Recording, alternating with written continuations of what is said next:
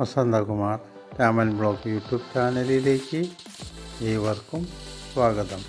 ഉപനിഷത്തിൻ്റെ പ്രാധാന്യത്തെക്കുറിച്ചാണ് ഇന്ന് പ്രതിപാദിക്കുന്നത്. ആർഷഭാരതത്തിലെ ജ്ഞാനത്തിൻ്റെ സൗന്ദര്യവും ആർജവവും പരിശുദ്ധിയും ഒത്തിണങ്ങുന്ന ഗ്രന്ഥങ്ങളാണ് ഉപനിഷത്തുകൾ. ഇവ ബ്രഹ്മത്തിൻ്റെ ജ്ഞാനകാണ്ഡം തന്നെ എന്ന് ഒറ്റ വാക്കിൽ പറയാവുന്നതാണ്. വൈകാരികമായ ശാലീനതയും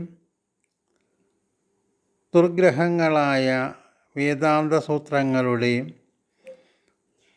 ദൈക്ഷണീയമായ കാഠിന്യവും ഭാരതീയ തത്വജ്ഞാനത്തിൻ്റെ രണ്ട് ഭാഗങ്ങളാണ്. ഉപനിഷത്തുക്കളാണ് ഈ രണ്ട് ഭാഗങ്ങളെയും തമ്മിൽ യോജിപ്പിക്കുന്നത്. വേദതത്വങ്ങൾക്ക് വിവരിക്കാനുള്ള വേദിയും ഒപ്പം അവയ്ക്ക് ആധാരമായി നിലകൊള്ളാനും ഉപനിഷത്തുക്കൾക്ക് കഴിയുന്നു. ഇതിന് തെളിവാണ് ഭഗവത്ഗീതയ്ക്കും ബ്രഹ്മസൂത്രത്തിനും ഉപനിഷത്തുക്കൾ ആധികാരികത്വം നൽകുന്നു എന്നുള്ളത്.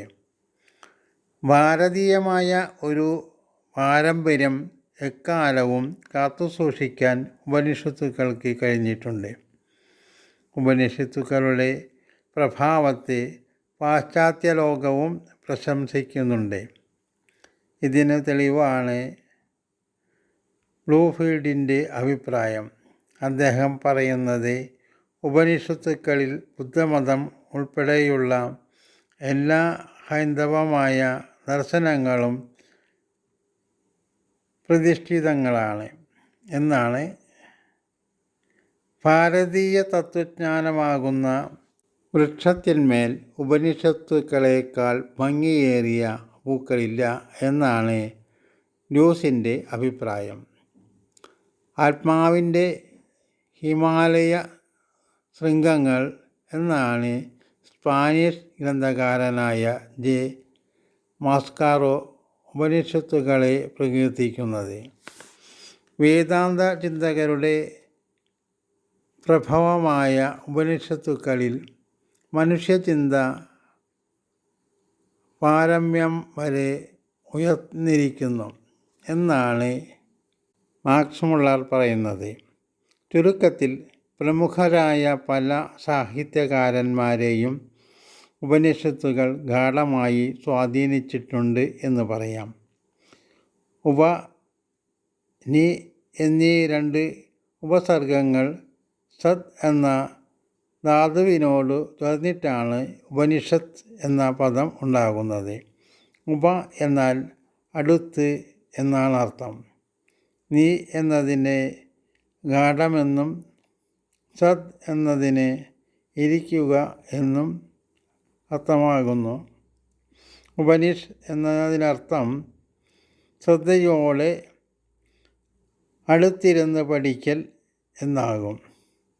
ശ്രദ്ധയോടെ ഗുരുവിൻ്റെ അടുത്തിരുന്ന് പഠിക്കുകയാകയാൽ ഗുരുവിൽ നിന്നും ലഭിക്കുന്ന സ്വകാര്യ വിദ്യകൾക്കും അഥവാ ഗൂഢവിദ്യകൾക്കും ഉപനിഷത്ത് എന്ന അർത്ഥം പ്രയോഗയോഗ്യമായി തീർന്നു. പല ഉപനിഷത്തുക്കളിലും ഇതേക്കുറിച്ച് പരാമർശമുണ്ട്. കേനോപനിഷത്ത് ഇതിനൊരു തെളിവാണ്. ഇതിൽ ശിഷ്യൻ ഗുരു ഉപനിഷത്ത് പറഞ്ഞു തന്നാലും എന്ന് അപേക്ഷിക്കുമ്പോൾ ഗുരു ഗൂഢമായി ഉപദേശം കൊടുക്കുന്നു. അതിനുശേഷം ഉപനിഷത്ത് പറയപ്പെട്ടു എന്ന് പ്രസ്താവിക്കുകയും ചെയ്യുന്നുണ്ട്.